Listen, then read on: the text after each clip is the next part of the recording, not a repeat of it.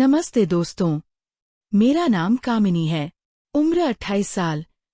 कल्याणपुर की एक साधारण सी बहू हूँ मैं।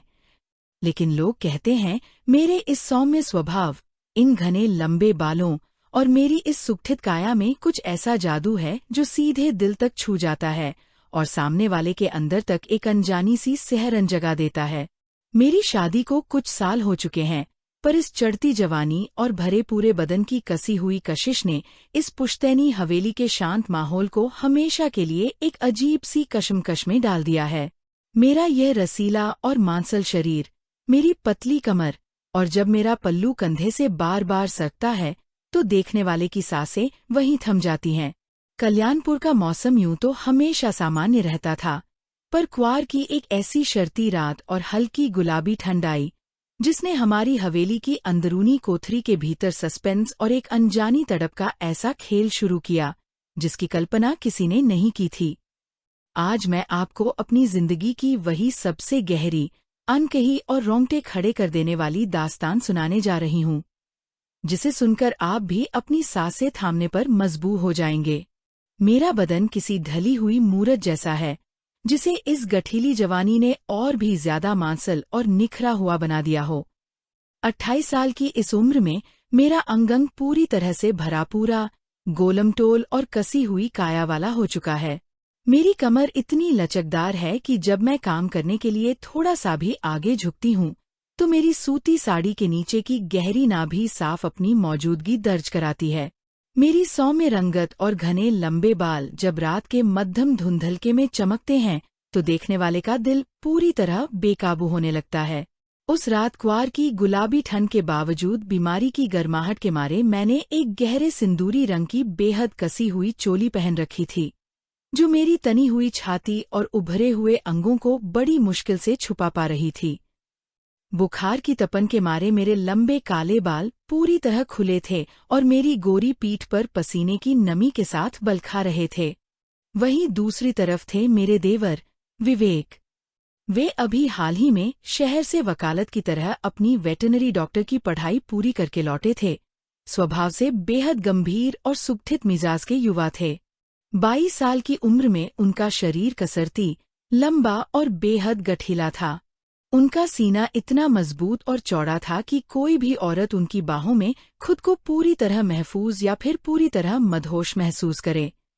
उनके बदन से एक अजीब सी तीखी, मर्दाना खुशबू आती थी, जो शहर के महंगे इत्र, दवाओं की मध्यम गंध और युवा मर्दानगी का एक ऐसा मिश्रण थी जो किसी भी प्यासी रूह को बेचैन कर दे। उनकी आंखों में हमेशा एक गहरा, शांत और खोजी मौन रहता था, जो जब भी मुझ पर पड़ता मेरे पूरे जिस्म में एक अजीब सी आग सुलगा देता था। उनका वह युवा अंदाज इस गुलाबी ठंड के सन्नाटे में और भी ज्यादा खतरनाक और आकर्षक लग रहा था। कल्याणपुर गांव इस समय पूरी तरह से क्वार की शर्ती रात और हल्की गुलाबी ठंड की चादर में लिपटा हुआ था। रात के करीब 12 बज चुके थे और चारों तरफ एक रहस्यमयी सन्नाटा पसरा हुआ था। इसी बीच गांव के मवेशी मेले में ऊंचे कद्र की गाय और भैंस खरीदने के लिए मेरे जेठ जी दूसरे जिले गए हुए थे, जिसके कारण वे 2 दिन तक लौटने वाले नहीं थे। भारी ठंड और सन्नाटे के कारण हवेली के आसपास के रास्ते बिल्कुल सुनसान थे। इस विशाल और पुरानी हवेली में सिर्फ मैं और दवाओं की समझ रखने वाले मेरे युवा देवर विवेक अकेले थे। हवेली के सबसे भीतरी हिस्से में बनी अंधेरी कोठरी में मुझे अचानक तेज बुखार ने जकड़ लिया, जिससे मेरा पूरा बदन तपने लगा। मैं कमजोरी की हालत में अलमारी में रखी दवा की शीशी उठाने के लिए आगे की तरफ झुकी ताकि इस असहनीय दर्द से राहत पा सकूं। पूरी कोठरी में एक अजीब सी खामोशी पसरी हुई थी, जिसे सिर्फ मेरी ही भारी सांसों की सरसराहट तोड़ रही थी। ऐसे माहौल में जब 2 जिस्में एक ठंडी कोठरी में अकेले हों तो सस्पेंस का बढ़ना लाजमी था। क्वार की रात की ठंडी हवा और भीतर के तेज बुखार की घबराहट से मेरा पूरा बदन पसीने की बूंदों के साथ सुलग रहा था। मैं कोठरी के ताक पर आगे की तरफ झुककर उस दवा की शीशी को सहेजने का पूरा प्रयास कर रही थी। तभी अचानक पीछे से एक मध्यम और गंभीर धमक सुनाई दी। डॉक्टर देवर विवेक कोठरी के दरवाजे की ओट से निकलकर बिल्कुल शांत कदमों से ठीक मेरे पीछे आकर खड़े हो गए। उनका चौड़ा सीना रात के धुंधलके में और भी विशाल लग रहा था। भाभी जी, बाहर क्वार की भारी ठंड है, इस तेज बुखार में अकेले ये दवा की शीशी संभालना आपके इन कमजोर हाथों के बस का नहीं। उन्होंने अपनी गहरी और युवा आवाज में पूछा, लेकिन उनकी आंखों की खोजी नजर सीधे मेरी पतली कमर और गहरी नाभि पर टिकी थी, जहां से सूती साड़ी का पल्लू आगे झुकने के कारण पूरी तरह से खिसक गया था। बस विवेक, मैं ये दवा ले रही हूं ताकि सुबह होने से पहले बुखार कम हो सके, मैंने अपनी कांपती आवाज में कहा और दोबारा आगे झुकी। तभी अचानक कमजोरी की सिहरन से मेरी सांसें भारी हुईं और घबराहट के मारे मेरे पैर डगमगा गए। आह! मेरे मुंह से एक तीखी सिसकारी निकल गई। घबराहट और सिहरन के मारे मेरा पूरा बदन तड़प उठा। विवेक ने बिना एक पल गवाए आगे बढ़कर सेवा के बहाने पीछे से मुझे अपनी मजबूत और कसरती बाहों में पूरी तरह संभाल लिया। उनके हाथ की पकड़ इतनी तनी हुई, रौबदार और गठीली थी कि मैं चाहकर भी आगे नहीं बढ़ सकती थी। उनके इस अचानक छुअन से मेरे पूरे जिस्म में एक अनजानी बिजली दौड़ गई। उन्होंने कोठरी के सन्नाटे में मुझे लेते हुए पीछे से कसकर अपना दूसरा हाथ मेरी पतली कमर के गिर्द लपेट दिया और मेरा भरा पूरा गोरा बदन उनके चौड़े सीने की गर्मी से चिपक गया, जिससे मर्यादा की दहलीज कांपने लगी। कहा ध्यान रहता है आपका? देखो, इस तेज बुखार में भी आपका बदन कैसा भीग कर सुलग रहा है, उन्होंने बेहद करीब आकर कहा।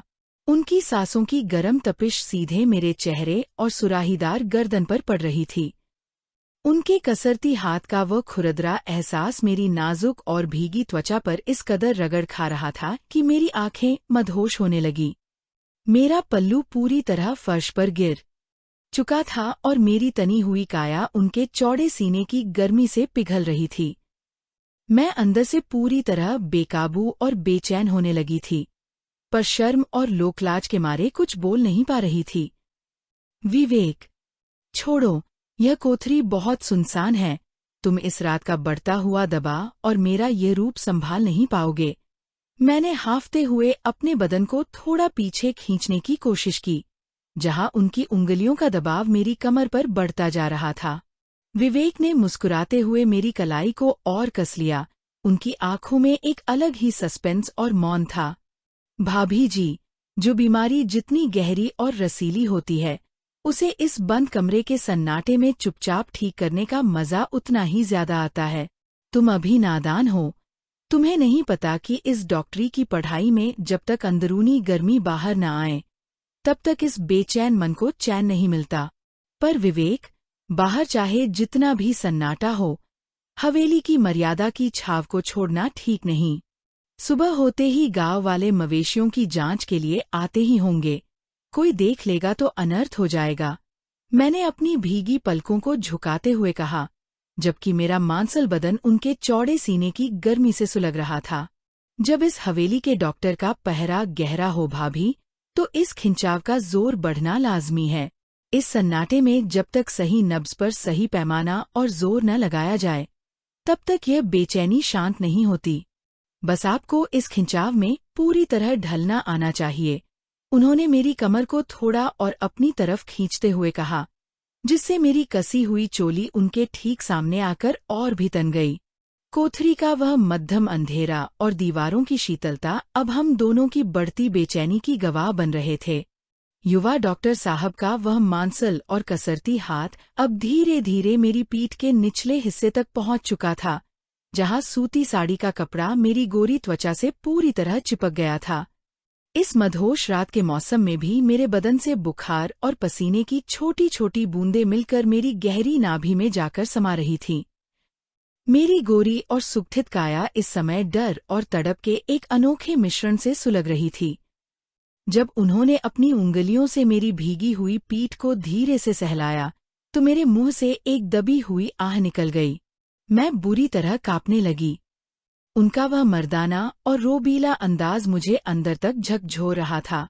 उस कोने का तापमान जैसे अचानक बढ़ गया हो। हवा में एक अजीब सी मदहोशी घुल चुकी थी। मेरी पतली कमर में एक अजीब सी लचक पैदा हो रही थी, जो मुझे बार बार उनके और करीब खींच रही थी। वह मुझे अपनी मजबूत बाहों में भींचने ही वाले थे कि तभी अचानक अलमारी पर रखी पीतल की भारी कटोरी तेज हवा के झोंके से जोर से टूटकर फर्श पर गिरी। सस्पेंस और डर के मारे हम दोनों एकदम से अलग हो गए। मैं हाफती हुई दीवार से जा टिकी और वह अपनी शर्ट को ठीक करते हुए गहरी सांसें भरने लगे। रात के 1 बज चुके थे, पर कोठरी के भीतर का अंधेरा और सन्नाटा और भी गहरा हो गया था। मैं एक कोने में खड़ी अपनी सांसें दुरुस्त कर रही थी, पर आंखों में अजीब सी बेचैनी थी। बदन में वही अनकही तपिश बरकरार थी। तभी अचानक देवर विवेक ने आगे बढ़कर उस भारी कोठरी के मुख्य लकड़ी के किवाड़ को अंदर से बंद कर दिया और लोहे की भारी कुंडी चढ़ा दी। सस्पेंस अपने चरम पर था। कमरे में केवल रोशनदान से आ रही चांदनी की एक पतली, धुंधली लकीर थी। वह धीरे धीरे मेरी तरफ बढ़े। मेरा दिल इतनी जोर से धड़क रहा था जैसे छाती को चीरकर बाहर आ जाएगा। कामिनी भाभी, इस बंद कमरे का रहस्य बहुत गहरा है। मैं अब और खुद को इस प्यास और अपने इन नियमों के पीछे रोक नहीं सकता, उन्होंने भारी और दबी आवाज में कहा और सीधे मेरे करीब आकर मुझे संदूक की कतार के सहारे सटा दिया। उनके मजबूत, कसरती हाथों ने मेरे दोनों कंधों को दबोच लिया। उनके हाथ मेरी गोरी और पसीने से भीगी त्वचा पर रेंगने लगे। हमारे बदन एक दूसरे से पूरी तरह लिपट गए। उनकी चौड़ी छाती का दबाव जब मेरे भरे पूरे अंगों पर पड़ा तो मैं पूरी तरह मदहोश होकर कराहने लगी। हमारे कपड़ों की सरसरायत और भारी सांसों की आवाज पूरे कमरे में गूंज रही थी। उनका चेहरा मेरे चेहरे के इतने करीब आ गया कि उनके होठों की गर्मी मेरी सांसों को सोखने लगी। जिस्म की यह आग अपने आखिरी मुकाम पर पहुंचने ही वाली थी। दोनों बदन पसीने से पूरी तरह नहा चुके थे और मर्यादा की सारी दीवारें टूटने ही वाली थीं कि तभी अचानक ताक में रखी हमारी कुलदेवी की पवित्र प्रतिमा और विवेक की जेब से उनके कॉलेज का सर्वश्रेष्ठ और सबसे ईमानदार छात्र होने का स्वर्ण पदक और उनके बड़े भाई, मेरे पति, का पुश्तैनी संकल्प पत्र फर्श पर गिर गया। उस पुश्तैनी अमानत और परिवार के अटूट विश्वास के प्रतीक पदक पर रोशनदान से कौंधी चांदनी की पहली किरण पड़ी, जिसने समाज में सेवा और अनुशासन की मिसाल देने वाले एक जिम्मेदार पुरुष होने के नाते उनके फर्ज, भाई के अटूट विश्वास और हमारी हवेली की कुल मर्यादा की याद दिला दी। उस पवित्र अमानत और मेडल का गिरना जैसे हम दोनों के ऊपर ठंडे पानी का घड़ा डाल गया। विवेक झटके से पीछे हट गए। उनकी आंखों में जो भूखी और मदहोश नजर थी, वह अचानक आत्मग्लानि और भारी आंसुओं में बदल गई। उन्होंने अपने चेहरे को दोनों हाथों से ढक लिया और जोर जोर से हांफने लगे। यह मैं क्या करने जा रहा था? अपने ही बड़े भाई की अमानत और इस पावन हवेली के संस्कारों पर ऐसा भटकाव। दुनिया को नया जीवन और सेवा सिखाने की तैयारी करने वाला मैं आज अपने ही घर की मर्यादा की रक्षा नहीं कर पाया। हे भगवान, मुझे क्षमा करना। विवेक की आवाज में अब वासना नहीं, बल्कि एक तड़पती हुई पारिवारिक लोकलाज और जिम्मेदारी का एहसास था। उन्होंने रोते हुए कहा, भाभी जी, आप इस घर की लक्ष्मी हैं, मेरे बड़े भाई की अर्धांगिनी हैं। इस बंद कोठरी की घुटन और बुखार के अकेलेपन ने मेरी बुद्धि भ्रष्ट कर दी थी। एक देवर का फर्ज बेटे समान अपनी बड़ी भाभी की रक्षा करना और उन्हें सम्मान देना होता है, मर्यादा लांघना नहीं। मैंने भी रोते हुए तुरंत अपना पल्लू संभाला और अपनी साड़ी को ठीक किया। मुझे भी अपनी गलती का एहसास हो चुका था। एक पल के भटकाव ने हमारे पवित्र रिश्ते को कलंकित करने की कगार पर ला खड़ा किया था। विवेक, गलती सिर्फ तुम्हारी नहीं थी। इस अकेलेपन और बीमारी की मार ने हमें भटका दिया था, लेकिन आज हमारे परिवार के संस्कारों और इस पुश्तैनी सम्मान ने हमें एक बहुत बड़े पाप की खाई में गिरने से बचा लिया। देवर और भाभी का रिश्ता इस दुनिया में माँ और बेटे जैसा पवित्र और सम्मानजनक होता है, और हम इस बंधन को कभी टूटने नहीं देंगे। मैंने रोते हुए उनके सिर पर हाथ रखकर आशीर्वाद दिया। विवेक ने मेरे पैर छुए। उस रात के बाद से हमारे बीच वासना की वह दीवार हमेशा के लिए ढह गई और उसकी जगह एक सच्चे, पवित्र और मर्यादित पारिवारिक रिश्ते ने ले ली। पारिवारिक संस्कार और लोकलाज की जीत हुई। कहानी यहीं खत्म होती है दोस्तों। तो लाइक कर दो, सब्सक्राइब कर लो और कमेंट में जरूर लिखो कि आपको ये कहानी और इसका पारिवारिक संदेश कैसा लगा। मिलते हैं अगली कहानी में। नमस्ते।